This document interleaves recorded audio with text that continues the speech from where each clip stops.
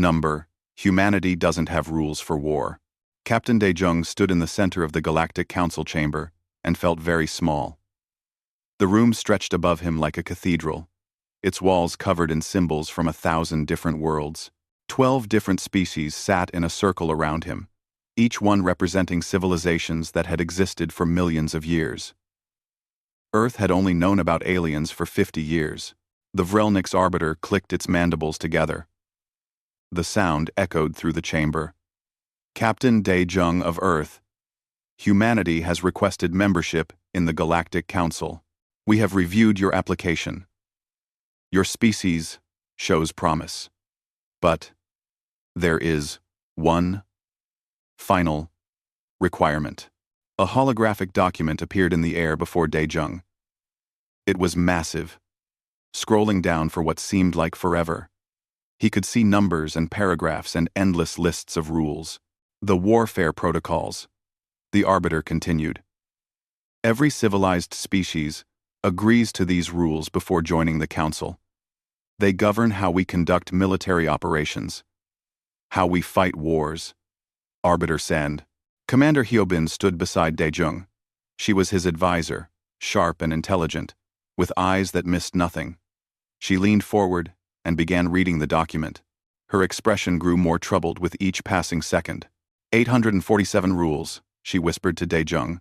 The Korvathi representative spoke next. He looked like a large bird, with feathers that shimmered blue and gold. His species was known throughout the galaxy for their honor. The protocols have kept peace among council members for 3,000 years. No council species has fought another in all that time. When conflicts arise, we follow the rules. De Jong scrolled through the document. He read rule after rule. No targeting of civilian centers. No weapons of mass destruction. Must give 48 hours notice before any orbital bombardment. Mandatory ceasefires during cultural holidays. Designated battlefield zones only. No surprise attacks. No chemical weapons. No biological weapons.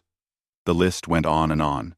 These rules, De Jong said slowly, they assume both sides will follow them. Of course, the arbiter replied. That is what civilization means. We are not barbarians. Hyobin touched De Jong's arm. She showed him one particular section. It stated that any violation of the protocols would result in immediate expulsion from the council and combined military action against the violating species. The rules were absolute. I have a question, De Jong said. What happens if someone attacks us who doesn't follow these rules? What if we face an enemy that doesn't care about your protocols? The council chamber fell silent. The representatives looked at each other, confused. In 3,000 years, no such situation has occurred. Every species in the galaxy follows the warfare protocols. It is simply how war is conducted among intelligent beings. But what if, De Jong started. It does not happen. The Korvathi representative interrupted. His voice was firm. To fight without honor, without rules, is to be no better than a mindless animal. No thinking species would do such a thing. De Jong looked at Hyobin. She looked back at him. They both knew humanity's history. They knew about World War I and World War II. They knew about nuclear weapons and chemical gas and firebombing cities. They knew that when humans fought for survival, rules became suggestions. We'll sign, De Jong said. But I want to add something. The arbiter tilted its head. Add something? To the protocols? That is highly irregular. Nothing major, De Jong assured them. Just a clarification. Humanity agrees to follow these warfare protocols when fighting against other council species. But if we are attacked by an enemy who does not follow these rules, we reserve the right to respond without limitation. The council chamber erupted in noise. Representatives talked over each other in a dozen different languages. The arbiter clicked its mandibles loudly, calling for order. You wish to have permission to fight without civilization? Only against enemies who abandon them first, Hyobin explained. If someone follows the protocols, we'll follow them too. But we won't die because we obeyed rules that our enemy ignored. Your species has a violent history, the Korvathi said quietly. We researched your records. Your wars against each other were brutal. Millions dead. Cities destroyed. We had hoped that joining the Council would help humanity move beyond such savagery. It will, Daejung said. But we remember what we learned. We remember that sometimes survival requires doing things that aren't honorable. We'd rather not need that knowledge. But if we do need it, we won't pretend we don't have it. The Council deliberated for 2 hours. Daejung and Hyobin waited in an antechamber. They could hear the muffled sounds of argument through the walls. Do you think they'll reject us? Hyobin asked. Maybe, Daejung said. But I couldn't sign that document without the addition. The president was clear. We join the Council on honest terms, or we don't join at all. Finally, they were called back in. The arbiter looked tired. The Council has debated your request. It is unusual. It troubles many of us. But we have decided to accept it. Humanity will join the Galactic Council. You will follow the warfare protocols when dealing with Council members. And you will have your caveat about responding to uncivilized enemies. The arbiter paused, its mandibles clicking thoughtfully. Though we believe you will never need it, the galaxy is at peace. The protocols ensure that. Daejung signed the document. His signature looked strange next to all the alien symbols and marks from other species. He wondered if they were making a mistake. Maybe the Council was right. Maybe the universe really was civilized now. 3 months later, he learned how wrong that hope was. The message arrived at midnight, Earth time. Daejung was sleeping when his communication device started screaming with priority alerts. Hyobin's face appeared on the screen, pale and frightened. Turn on the galactic newsfeed, she said.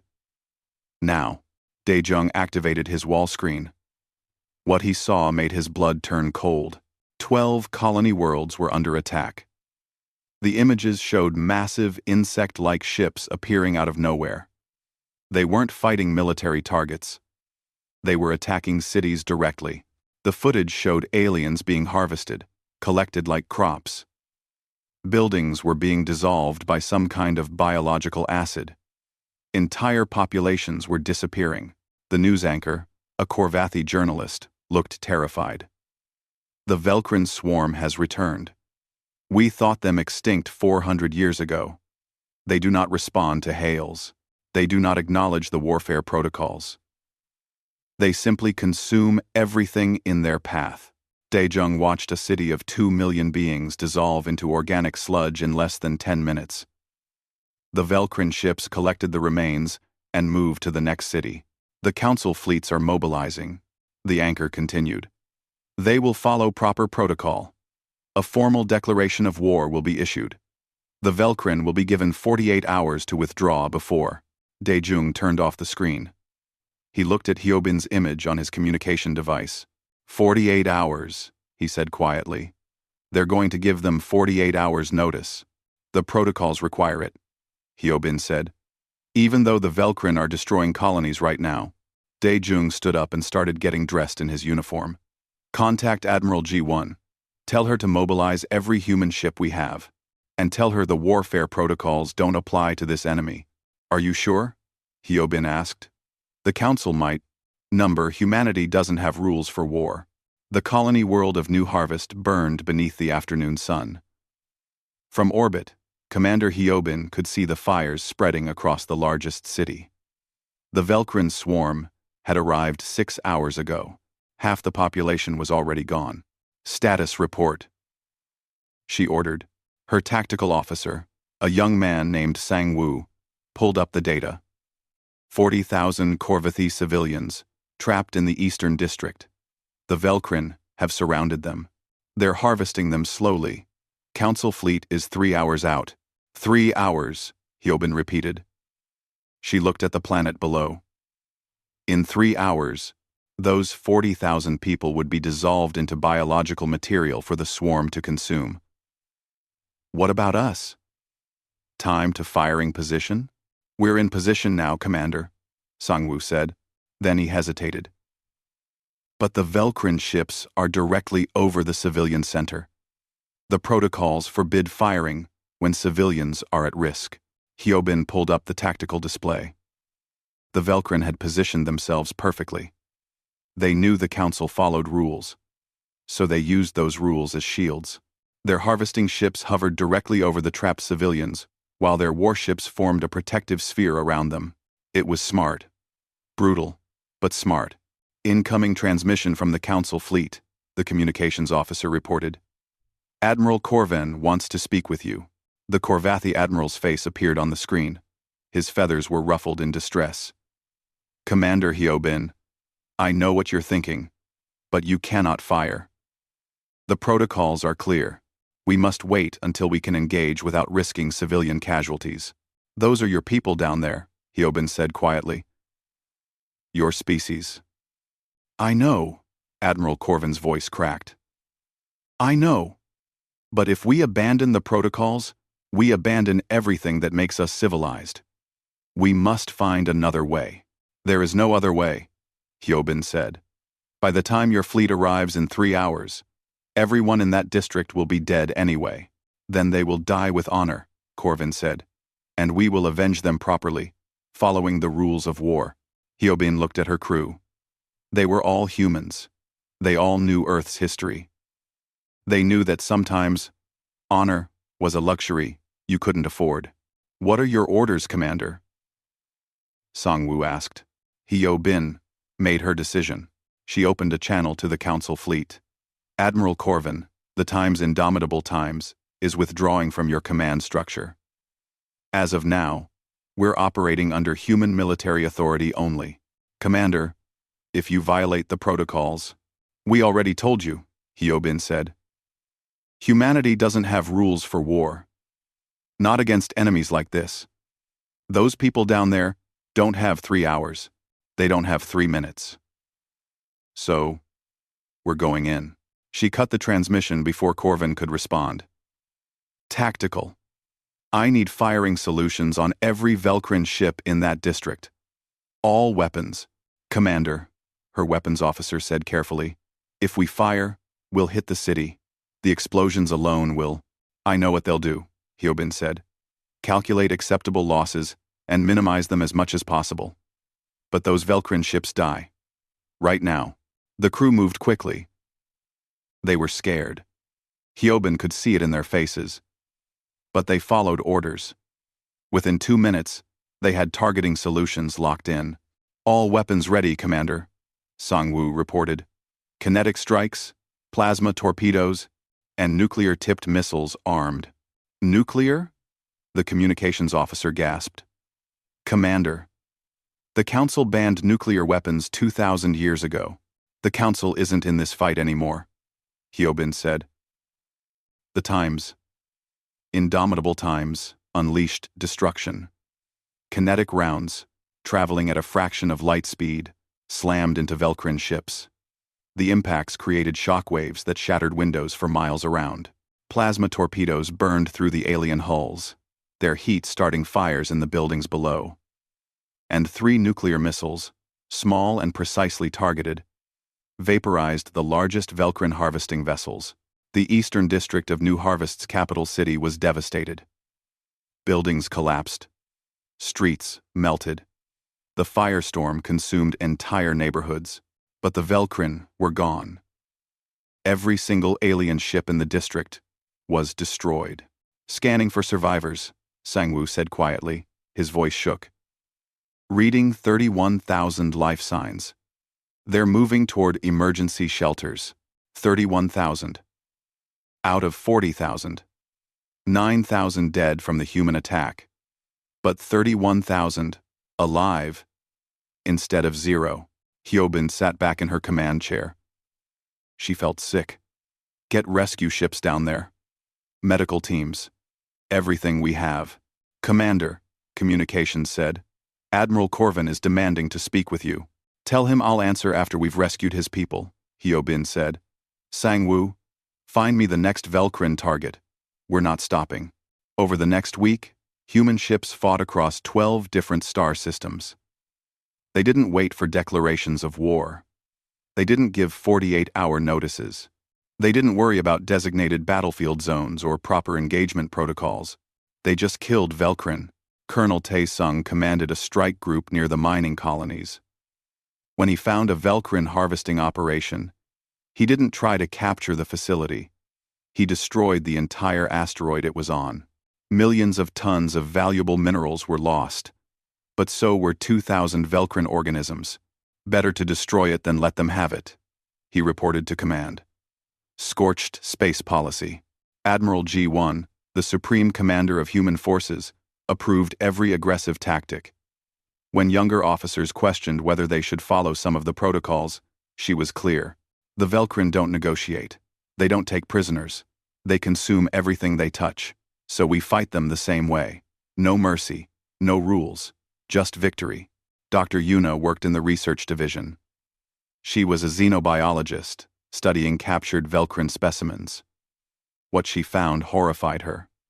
The Velkrin weren't just killing people. They were breaking down their organic material and incorporating it into the swarm. Every person they consumed made them stronger. They're a hive mind, she explained to Admiral G1. Every organism shares information. They learn from each other instantly, and they're adapting to our tactics. Then we adapt faster, G1 said. What do we need to stop them? Yuna hesitated. There might be a way. A weapon that targets their neural network. But it would be. It would violate every bioweapon treaty in the galaxy. Design it anyway, G1 ordered. We'll decide whether to use it later. The galaxy watched in horror as humans fought. News broadcasts showed human ships firing on targets near civilians. Showed them using forbidden weapons. Showed them destroying entire installations without trying to capture them. Lieutenant Sang-woo became famous after footage of his fighter squadron went viral. They had encountered a civilian freighter that had been taken over by Velkrin infiltrators. The freighter was heading toward a station with 300,000 people. The council wanted to board the ship and attempt a rescue. Sang-woo didn't wait. He fired 6 missiles and vaporized the freighter. All 200 people on board died. But the station survived. When a Korvathi journalist asked how he could live with himself, Sang-woo looked directly into the camera. Ask the 300,000 people on that station if they'd rather I followed the rules. Ask them if they're glad to be alive. The interview was watched by billions. Some called Sang-woo a hero. Others called him a monster. Sang-woo didn't seem to care either way. 6 months into the war, the Velkrin advance stopped. Human tactics were working. The swarm couldn't predict what humans would do because humans didn't follow any predictable rules. Every engagement was different. Every battle was fought with whatever weapons would win, but the cost was becoming clear. Human soldiers were exhausted.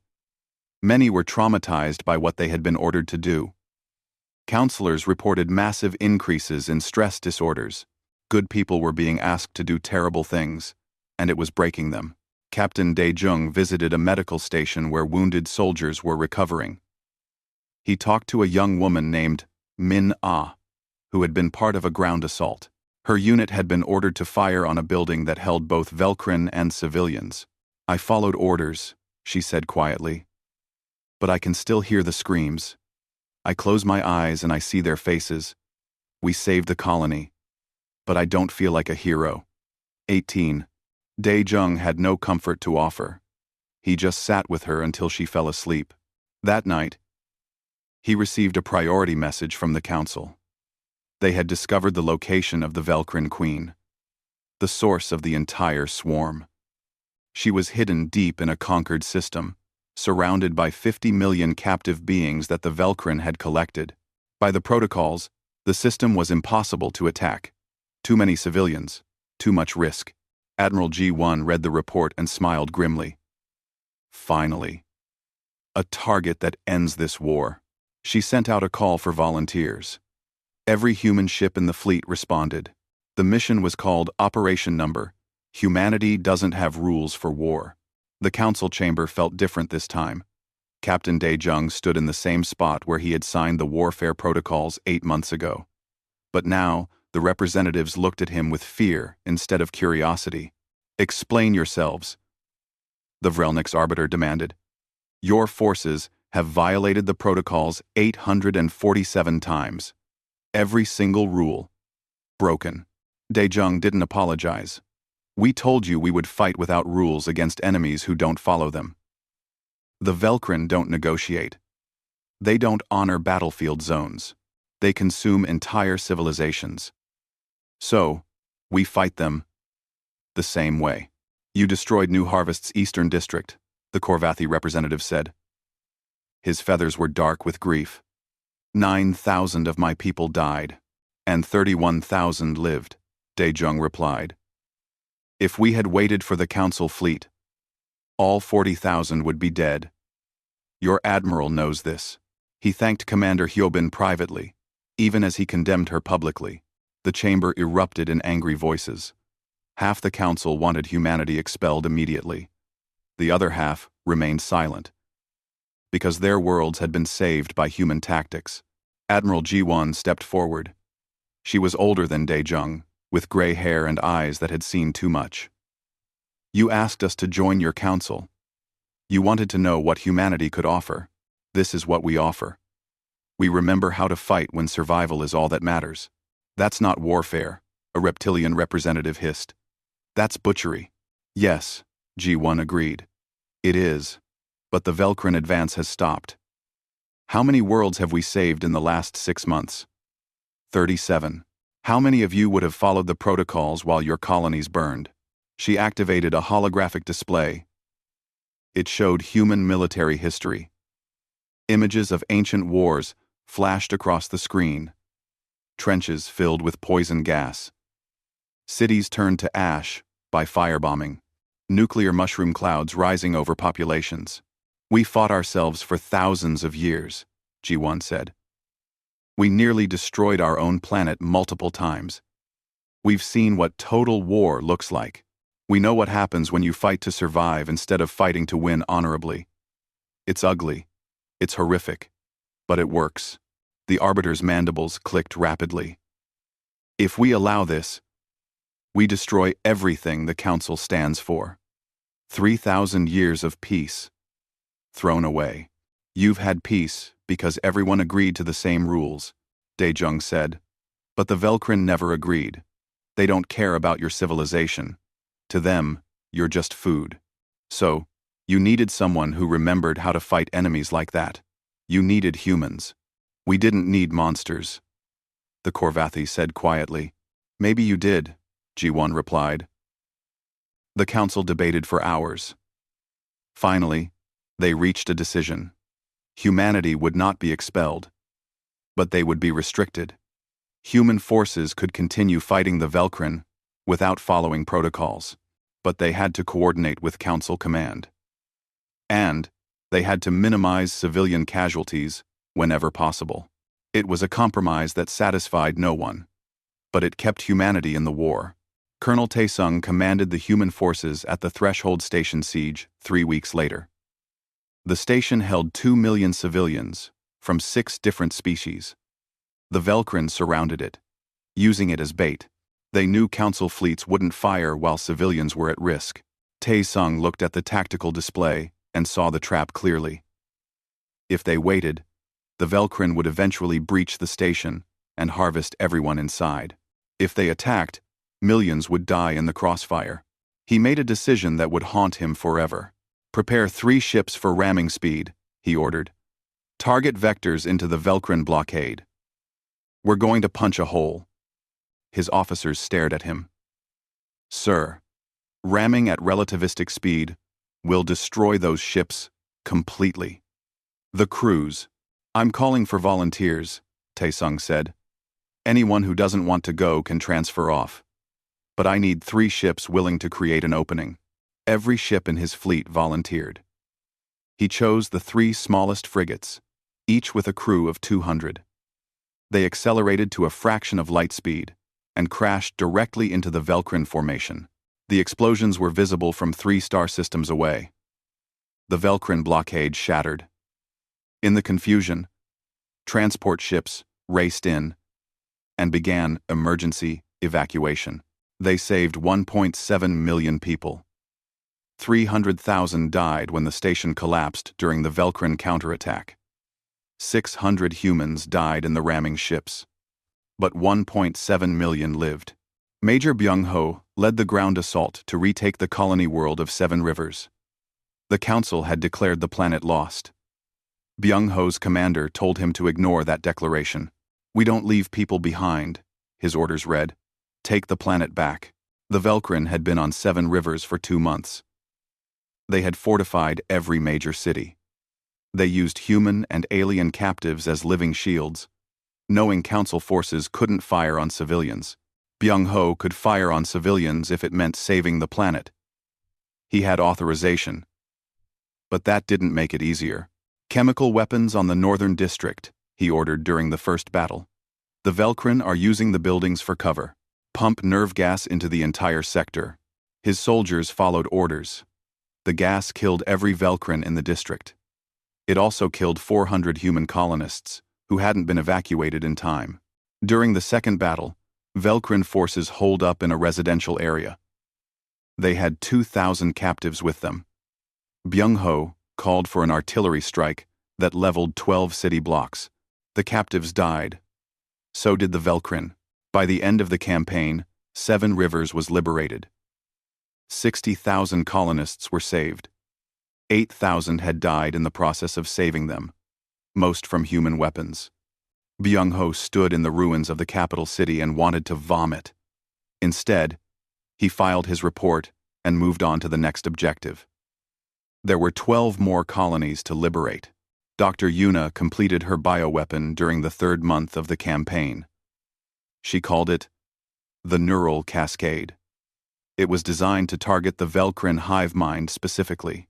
When deployed, it would sever every Velcrin organism from the collective consciousness. They would become brain dead, unable to function. It was, by every definition, a weapon of genocide. The council ordered the weapon destroyed immediately.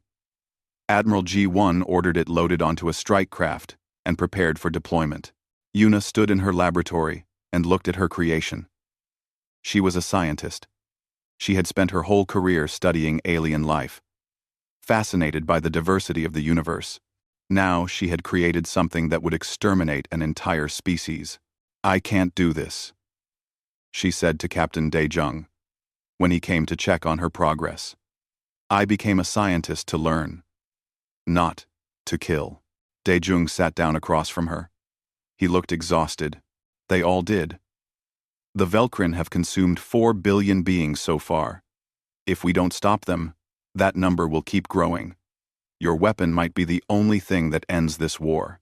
"It's genocide," Yuna said. "They're a species, a unique form of life, and I'm going to wipe them out." "They're monsters," Dae-jung replied. "They exist only to consume. They can't be reasoned with. They can't be negotiated with.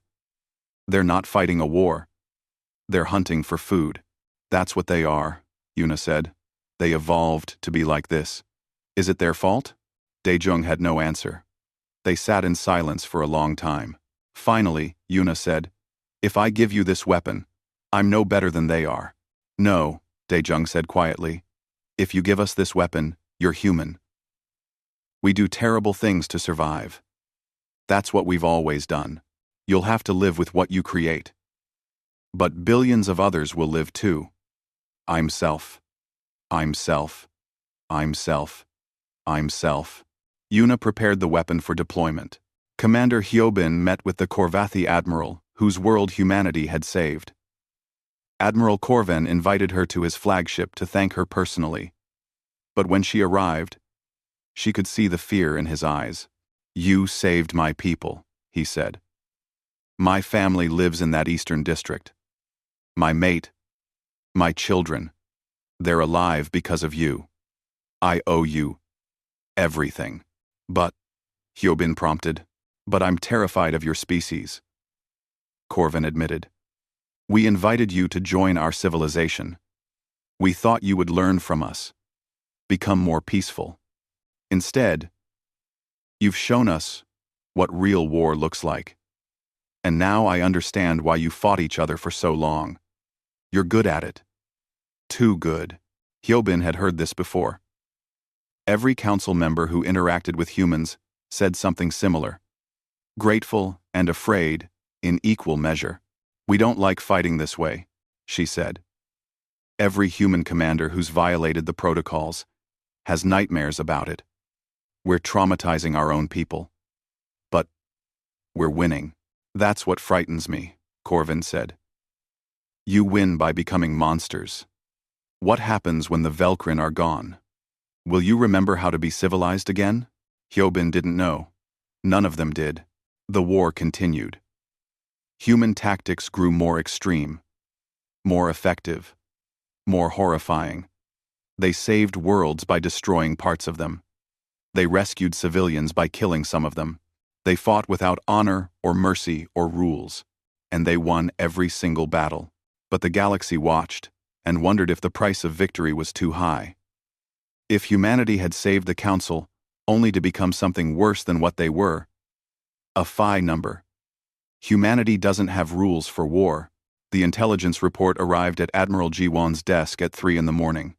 She was still awake, like always. Sleep had become difficult since the war started. Every time she closed her eyes, she saw casualty numbers scrolling past. But this report made her sit up straight. We found her, she said aloud to her empty office. We found the Queen. The Velcrin Queen was located in a system called Kresh 9. The swarm had conquered it 4 months ago. Since then, they had turned it into a massive biological factory. The Queen herself sat in the center, producing thousands of new organisms every day. But that wasn't the worst part. The Velcrin had collected captives from every world they had conquered. 50 million beings from dozens of different species, all held in massive organic containment structures around the Queen. They weren't being harvested yet. They were being saved, probably as food for when the swarm moved to the next galaxy. Captain Daejung arrived 30 minutes after Ji-won called him. He read the report twice, his face growing paler each time. 50 million hostages, he said. They know we can't attack. The Council certainly can't. Ji-won agreed. By the protocols, this system is untouchable. Too many civilians at risk. They'll spend months trying to figure out a rescue operation that saves everyone. But we don't have months, Daejung said. Every day the Queen survives. She produces more Velcrin. Eventually, they'll be strong enough to continue the invasion. Ji-won pulled up a tactical simulation. If we attack the Queen directly, we have to fight through the Velcrin defense fleet. That means massive bombardment. The containment structures holding the captives will be destroyed in the crossfire. Estimated survival rate for the hostages is less than 10%. 5 million might survive. 45 million would die. Daejung looked at the numbers and felt sick. If we don't attack, the Velcrin will eventually consume all 50 million anyway, plus everyone else in the galaxy. 1. Exactly, Ji-won said. So we sacrifice 45 million to save billions. It's basic mathematics. Mathematics, Daejung repeated. We're talking about 45 million lives. I know, Ji-won said quietly. I know exactly what we're talking about. That's why I'm not ordering this mission. I'm asking for volunteers. She sent out the call an hour later. The message was simple and honest. They had found the Velcrin Queen. Attacking her would end the war. But millions of civilians would die in the assault. Any ship that wanted to volunteer should report to the staging area. Every single human vessel in the fleet volunteered. Commander Hyobin stood on the bridge of the Indomitable and watched as 200 ships gathered around her. She had been promoted after New Harvest. Now she commanded one of the largest human battle groups in space. Operation Orpheus, she said to her crew. We're going into hell. Colonel Tae-sung volunteered to lead the vanguard. His ships would hit first, drawing Velcrin fire while the main fleet positioned itself for the killing blow. It was almost certainly a suicide mission. Someone has to go first, he told his officers. Might as well be us. Major Byung-ho prepared ground forces for planetary assault.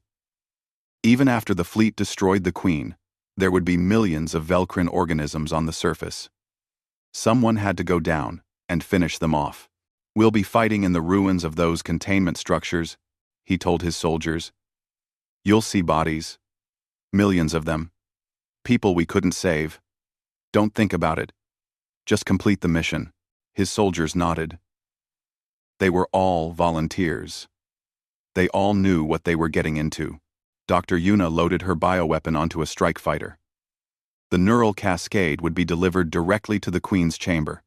Lieutenant Sang-woo would fly the mission. "You know this is probably one way," Yuna said as she helped him prepare. Sang-woo nodded. "I've been living on borrowed time since this war started. Every mission should have killed me. If this is the one that does, at least it matters. You'll be killing millions of civilians," Yuna said. "They're integrated into the same organic structure as the Queen. When the cascade destroys her neural network, it will kill them too." "I know," Sang-woo said. He climbed into his fighter. "Add them to the list of people haunting my dreams." The fleet departed 3 days later. The Council tried to stop them. They sent urgent messages demanding humanity stand down. They threatened expulsion, sanctions, military action. Admiral G1 ignored everything. The fleet jumped to Creche 9. What they found was worse than the reports suggested. The entire system had been transformed into a Velcrin nest. Organic structures covered every planet and moon. The space between worlds was filled with biological matter, like a web connecting everything together. And in the center, the Queen. She was massive, the size of a small moon. Around her, the containment structures holding 50 million captives glowed with bioluminescent light. "They're alive," the sensors officer reported. "Reading life signs from all 50 million. Not for long," Taesung said grimly. "Vanguard fleet, begin the attack." His ships accelerated toward the Queen. The Velcrin responded immediately. Thousands of defense organisms poured out of the organic structures. They swarmed Taesung's vessels like antibodies, attacking an infection. "Taking heavy fire," one of his captains reported. "Keep going," Taesung ordered. "We're not here to survive. We're here to make a hole." His flagship took a direct hit.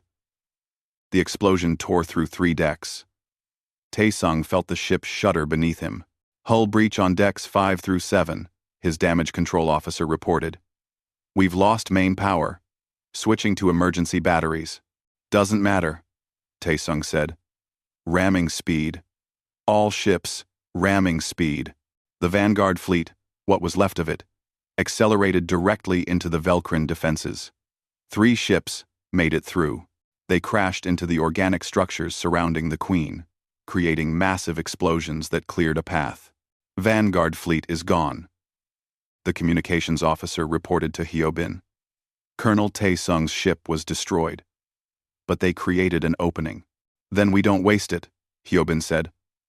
"All ships, advance. Target the Queen directly." The human fleet poured through the gap. They unleashed everything they had: nuclear missiles, plasma torpedoes, kinetic bombardment, mass drivers firing rounds at relativistic speeds. The Queen's organic armor absorbed incredible damage, but she was dying. Piece by piece, the human weapons tore her apart.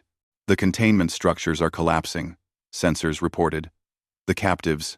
"I know," Hyobin said. She watched on her screens as the structures housing 50 million beings began to disintegrate. The people inside were integrated into the same biological system as the Queen. When she died, they died. Reading massive life sign failure, sensors continued. 43 million dead. 45 million. 47 million. 47 million. 47. 47. 47. Hyobin closed her eyes. She had done this. Her orders. Her responsibility. "Sang-woo is approaching the Queen's chamber," Tactical reported. "He's requesting permission to deploy the bioweapon." Hyobin opened her eyes. "Permission granted," End this. Lieutenant Sang Woo's fighter dodged through the dying defenses. He could see the Queen ahead, a massive, pulsating organism that looked like a nightmare made flesh. His weapon systems locked on. "For everyone we couldn't save," he said. He released the neural cascade. The weapon flew true.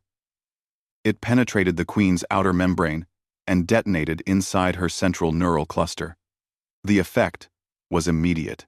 The cascade spread through the hive mind like poison, severing every connection, destroying every neural pathway. The Queen died, and with her, every Velcrin organism connected to the hive mind went dormant. Across the entire galaxy, the swarm simply stopped. Sang Woo tried to pull away, but his fighter had taken too much damage. The engines failed. He drifted, helpless, as the Queen's corpse collapsed around him. "This is Sang Woo," he transmitted. "Mission complete. The Queen is dead. I'm not going to make it out. Tell everyone. Tell them we won." His signal went dead. On the Indomitable, Hyobin watched the sensors. 50 million dead. Colonel Taesung's entire vanguard fleet destroyed. Lieutenant Sang Woo killed in action. And thousands of other casualties. But the Velcrin swarm was finished. The war was over. "Calculate final numbers," she ordered. "How many did we save?" The tactical officer ran the analysis. If the swarm had continued, projected casualties would have exceeded 200 billion within 2 years. By stopping them now, we've saved approximately 195 billion lives. 195 billion saved, 50 million killed. Hyobin thought about the mathematics, about the cost and the benefit, about what it meant to make decisions that killed millions to save billions. "Send a message to Admiral G1, she said. "Mission accomplished. The Queen is destroyed. We're coming home." Too, but she wondered what home would look like now. Would they be heroes? The galaxy had watched everything. The broadcasts had shown it all. Humans sacrificing millions to save billions. Breaking every rule of civilized warfare to win. Captain Daejung received 2 messages as the fleet prepared to return. The first was from the Council. They were calling an emergency session to discuss humanity's actions. There would be a trial. Tense 44. Tense 44. The second message was from 500 different worlds across Council space. Different species, different cultures, different languages, but they all said the same thing. Thank you. Daejung didn't know which message meant more. Number, humanity, doesn't have rules for war. 6 months had passed since Operation Orpheus. The Velcrin were gone, scattered remnants of the swarm drifting dormant in deep space. The war was over, but the arguments about how it ended were just beginning. The council chamber was packed. Every species had sent representatives. Media from across the galaxy filled the observation areas. Billions watched on screens throughout known space. This wasn't just a trial. It was humanity's judgment day. Admiral Ji-won stood in the center of the chamber. Behind her were Captain Daejung, Commander Hyobin, Major Byung-ho, and Dr. Yuna. Every human commander who had violated the warfare protocols was present. The Vrelnik's arbiter read the charges.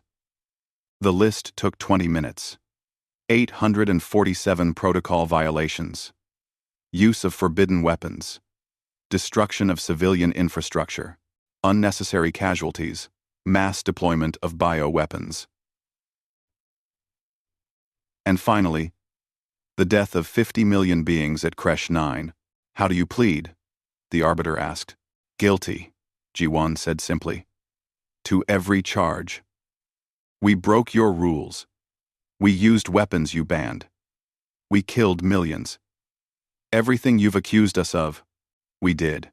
The chamber erupted in noise. The arbiter clicked its mandibles for silence. "You admit your guilt?" a reptilian representative asked. "Just like that?" "We're not here to deny what we did," Ji-won said. "We're here to explain why we did it." The prosecutor stepped forward. She was Korvathi. Her feathers a deep crimson. The why doesn't matter. The warfare protocols exist for a reason. They prevent atrocities. They keep war civilized. You destroyed 3,000 years of progress. We saved 200 billion lives, Daejung said quietly. By killing 50 million others, the prosecutor shot back. You used nuclear weapons. Chemical weapons. You destroyed entire cities to save them. You fought like barbarians. We fought like humans, Ji-won said. And humanity learned a long time ago that survival doesn't care about civilization. Counselor Rion stood up. She was the human representative to the council. A diplomat who had spent years trying to build bridges between Earth and other species.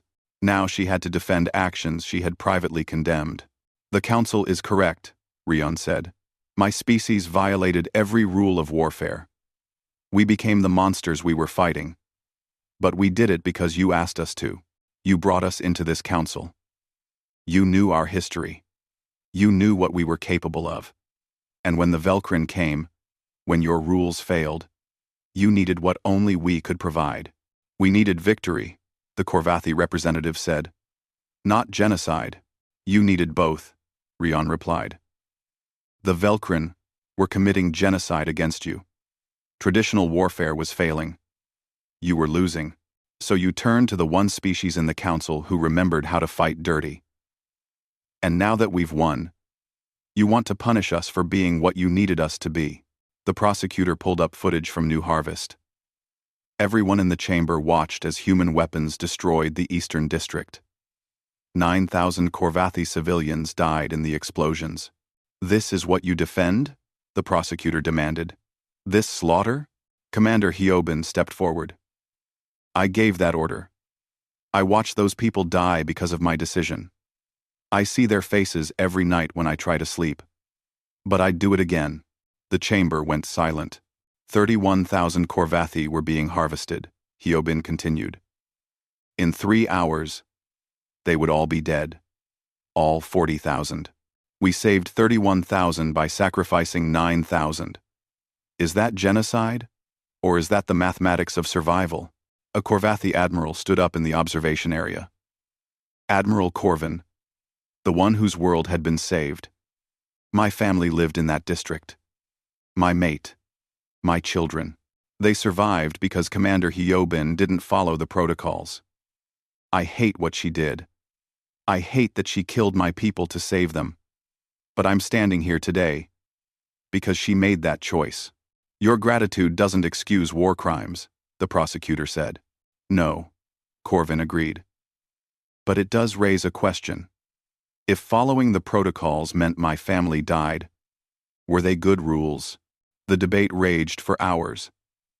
Species argued about morality and necessity, about civilization and survival, about whether the ends could justify the means. Finally, it was Admiral Ji-won's turn to speak. She stood before the council and looked at each representative in turn. You want to know why we don't have rules for war? I'll tell you. 300 years ago, Earth was dying. We had fought ourselves to the edge of extinction. Nuclear war, biological weapons, chemical attacks. We did everything to each other that you've accused us of doing to the Velkrin. We were barbarians. But we learned something in all that horror. We learned that when survival is at stake, rules are luxuries you can't afford. We learned that sometimes you have to become a monster to fight monsters. We learned that the strong do what they can and the weak suffer what they must. You spent 3,000 years building a civilization based on honor and rules. It's beautiful. It's noble. It's everything we wished we could be. But it only works because every species agreed to play by the same rules. The Velkrin didn't agree. They didn't care about your civilization. To them, you were food. So you needed someone who wasn't civilized, someone who remembered how to fight without honor, someone who could look at impossible choices and make them anyway. You needed humans. We didn't want this war. We didn't want to become your monsters. But when you called, have you? Paya, we answered. We did the things you couldn't do. We made the choices you couldn't make. We carried the burden of being uncivilized, so you could keep your civilization. Now you want to punish us for it. Fine. Convict us. Expel us. Tell yourselves you would have found another way. But every person alive in this chamber owes their existence to humans who were willing to break your rules, to kill millions to save billions, to become the villains of this story so you could survive. The chamber was absolutely quiet. G1 looked around at all the faces, watching her. We don't need you to forgive us, she said. We can't forgive ourselves. We just need you to understand that we did what had to be done. And if another enemy like the Velcrin ever appears, you'll need us to do it again. She sat down. The council deliberated for 3 days. Major Byung-ho spent the time visiting human soldiers in medical facilities. Many were being treated for trauma. They had followed orders, done terrible things, and now they couldn't forget. A young soldier named Ki-woon asked him, "Did we do the right thing, sir?" Byung-ho didn't have an answer. "We did the necessary thing. Whether it was right? I don't know. Maybe that's not for us to decide." Dr. Yuna returned to her laboratory. She looked at her research, all the work she had done before creating the neural cascade. She had studied alien life because she found it fascinating, beautiful. Now she was known as the scientist who had designed a genocide weapon. "I can't undo what I did," she said to Captain Dae-jung when he visited. "That weapon will always exist. Other scientists can recreate it now. I've given the galaxy a new way to kill.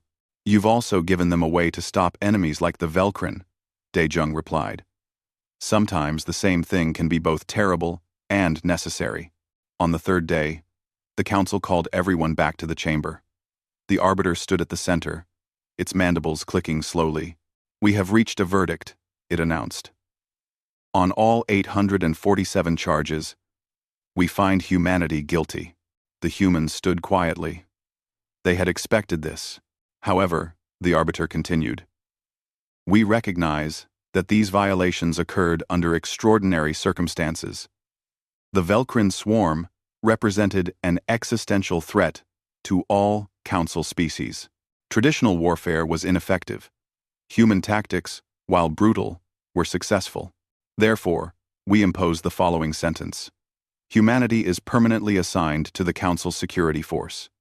You will serve as our final defense against enemies who reject civilized warfare. When diplomacy fails, when the protocols prove inadequate, when survival requires actions that civilized species cannot take, we will call upon humanity.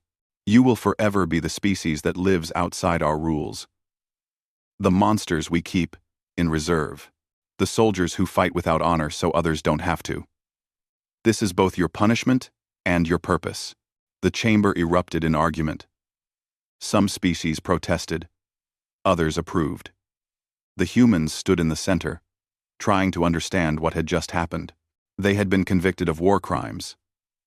But instead of punishment, they had been made the Council's permanent military force. They would be the civilization that existed outside of civilization. The necessary evil. Counselor Ryan approached Admiral G1 after the verdict. "I don't know if this is an honor or a curse." "Both," G1 said. "It's always both with us." The warfare protocols were amended. A new section was added, called the Survival Clause. It stated that when facing enemies who rejected civilized rules, forces could respond without limitation. But only human commanders were authorized to determine when this clause applied. It was, essentially, permission for humanity to fight the way they always had, without rules, without mercy, without civilization. Captain Dae-jung wrote a book about the war. He called it, "We Don't Have Rules for War." It became required reading at every military academy in the galaxy. In it, he documented every brutal decision, every impossible choice, every life sacrificed to save others. The final chapter was simple. This is what humanity offers the galaxy.